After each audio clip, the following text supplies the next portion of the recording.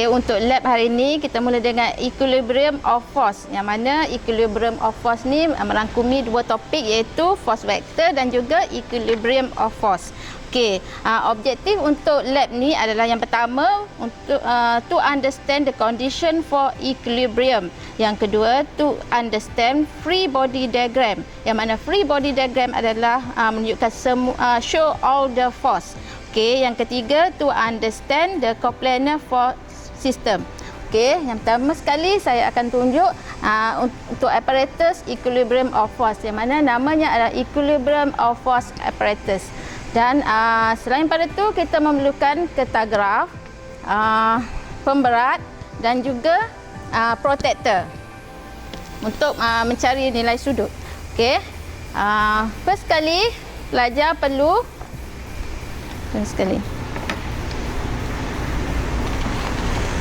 meletakkan pemberat pada setiap load hanger kat sini. Okey, kita ada 1 2 3 4 5 load hanger. Okey, kita perlu letakkan pemberat sama banyak dia punya nilai load. Okey, kat sini load hanger ni bernilai 0.5 Newton. Okey, kalau kita tambah 1 Newton maka setiap load kat sini menjadi 1.5 Newton. Okey.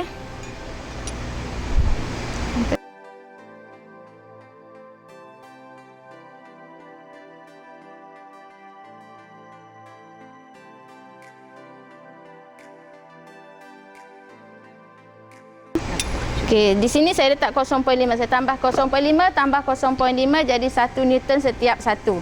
Okey, setelah kita letak load pada setiap load hanger, pastikan berada dalam keadaan stabil dahulu. Lepas tu, pelajar perlu lukis secara draft dulu pada kertas graf yang kita lekatkan kat sini. Okey.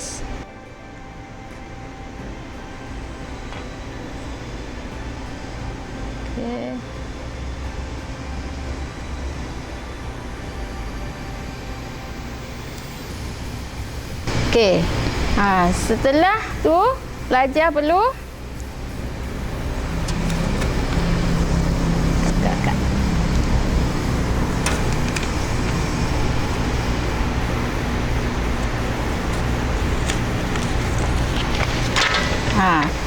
setelah tu pelajar perlu lukiskan secara menggunakan pembaris.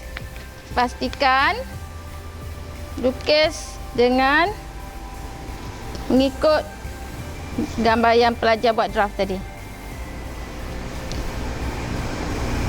Sekejap.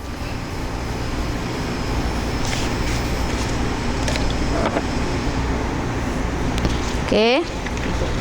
Di sini. Okey, dan setiap ni pelajar perlu buat anak panah ya. Menunjukkan tu adalah force, nilai force. Sebab nilai force itu adalah satu vektor. Vektor mesti dah ada direct dia punya anak panah. Okey. Dan tandakan dia punya weight setiap tegangan tali setiap satu. Ni berpandukan pada lab sheet yang saya bagi. Okey. Okey, kat sini dia ada setiap satu ada T1, T2, T3, T4 adalah di tengah sini, T5 dan T6. Okey, dan setiap tegangan tali tu pelajar perlu cari dia punya nilai angle menggunakan jangka sudut. Mana tadi? Jangka sudut. Okey, menggunakan jangka sudut. Okey. Boleh cari sini. Contohnya saya bagi kat sini. Contohnya ni 65. Okey. Contohnya kat sini saya letak jangka sudut dan saya dapatkan nilai antara T1 dengan T2, T1 dan T2, T1, T2, nilai sudutnya adalah 65 darjah. Dan setiap semua tegangan tali ni perlu cari dia punya nilai angle.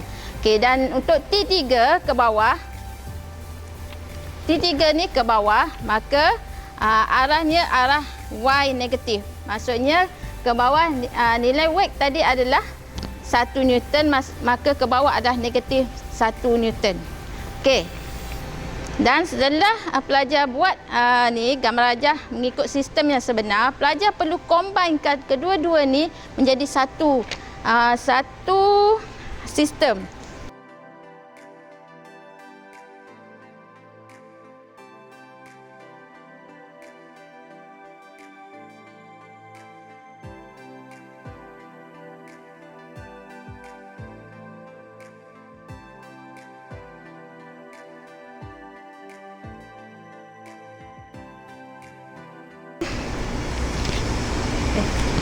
Ni T6, T5. Okey, tak apa. Ni T3. Okey, combinekan kedua-duanya menjadikan satu macam ni. Okey, kalau pelajar tengok yang ni, pelajar imbas balik pada topik 2 iaitu force vector, di mana yang pelajar belajar saya ajar sebelum ni. Okey, nilai sudut kat sini mestilah sama dengan nilai sudut yang pelajar cari pada kat atas ni. Okey, setelah dapat gambar rajah yang satu ni, pelajar perlu buat table. Seperti dalam topik 2 ya. Okey. Okey. Jadi setelah pelajar dapat table tu, okey, cuba. Okey, saya tunjuk macam nilah. Pada lab sheet ni. Lab sheet tak apa. Okey. Daripada result kat sini, pelajar perlu masukkan nilai weight. Jadi setiap weight kat sini ataupun load, pelajar perlu setiap kumpulan perlu berbeza nilai weight dia. Contohnya kumpulan yang pertama kita guna 1 Newton setiap satu, dan kumpulan kedua kita guna 2.5 atau dan seterusnya. Okey, dan cari dia punya nilai theta. Dan setiap grup perlu cari dia punya nilai summation fx dan summation fy. Okey.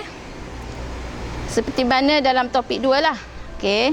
Setelah pelajar buat satu gambar rajah ni, pelajar perlu buat table macam ni. Okey. Masukkan nilai fx tu bergantung pada nilai sudutnya sekali. Kalau cos, fx cos berapa, fx sin berapa. Contoh macam tu. Okey.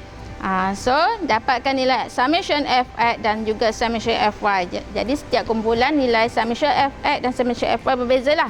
Tapi, untuk equilibrium, nilai summation fx dan summation fy perlu menghampiri kosong. Sebab pelajar, saya dah bagi tahu sebelum ni, untuk equilibrium, dia punya condition dia adalah summation fx equal to 0 dan summation fy equal to 0. Jadi, untuk eksperimen ni, tak sebenarnya dapat kosong. Menghampiri kosong pun tak apa. Okey.